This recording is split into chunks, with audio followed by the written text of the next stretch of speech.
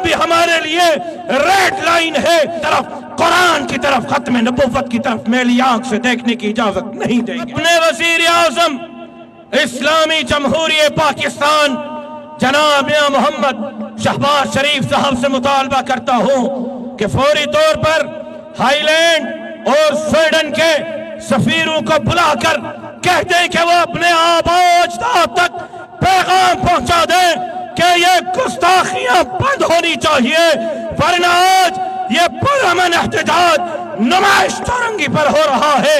کل یہ high land اور سویڈن کے سفارت خانوں کے باہر بھی ہو سکتا ہے۔ دو ٹوک اور اعلان کہہ دینا چاہتا ہوں کہ پوری دنیا کے اندر آپ نے ایک تماشا بنایا ہوا ہے کہ مسلمان دہشت گرد ہیں، داڑھی اور پگڑی والے دہشت گرد ہیں، یہ رسول اللہ کے عشاق دہشت گرد ہیں، یہ قرآن پڑھنے اور پڑھانے والے دہشت گرد ہیں۔ ہم تو بائبل کو بھی احترام کی نظر سے دیکھتے ہیں، ہم تو آپ کے دیگر تمام مذہبی کتابوں کو بھی ایک عقیدت کے نظر سے دیکھتے ہیں۔ ہمارے ہاں رسول اللہ کا جتنا احترام ہے، 1.25 لاکھ انبیاء کو بھی ہم انبیاء کے اسی لسٹ میں احترام کی نظر سے دیکھتے ہیں۔ ہمارے ہاں کوئی اپنے بچے کو اس لیے عیسیٰ اور موسیٰ کا نام دیتا ہے کہ وہ تکریم کرتا ہے، اپنی بیٹی کو بی بی مریم کے نام سے موسوم کرتا ہے کہ وہ عزت اور تکریم دیتا ہے۔ رسول اللہ کی مخالفت آپ کریں، قرآن کی بے حرمتی آپ کریں، دہشت گرد ہم ہیں۔ نہیں، سن لو، دنیا کے اندر مسلمانوں کے قتل کرنے والوں، چچینیا کے مسلمانوں کے قاتلوں، بوسنیا کے مسلمانوں کے قاتلوں، افغانستان کے مسلمانوں کے قاتلوں، سن لو، ہم کل بھی امن پسند تھے، ہم آج بھی پرامن ہیں، اور سن لو، کل بھی دہشت گرد تم تھے،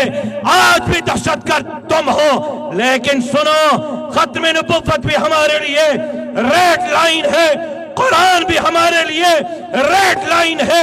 مسجد بھی ہمارے لیے ریڈ لائن ہے۔ امریکہ تو کیا، لاکھ امریکہ کٹھے ہو جائیں، کسی مائی کے لال کو مدرسے کی طرف، مسجد کی طرف، قرآن کی طرف، ختم نبوت کی طرف میلی آنکھ سے دیکھنے کی اجازت نہیں دیں گے۔ ہاں، آج یہ میں مطالبہ اپنی حکومت سے کرتا ہوں، پی ڈی ایم کی حکومت سے مطالبہ کر رہا ہوں، اپنے وزیر اعظم اسلامی جمہوریہ پاکستان جناب میاں محمد شہباز شریف صاحب سے مطالبہ کرتا ہوں کہ فوری طور پر ہائی لینڈ اور سویڈن کے سفیروں کو بلا کر کہہ دیں کہ وہ اپنے آباء و اجداد تک پیغام پہنچا دیں کہ یہ گستاخیاں بند ہونی چاہیے،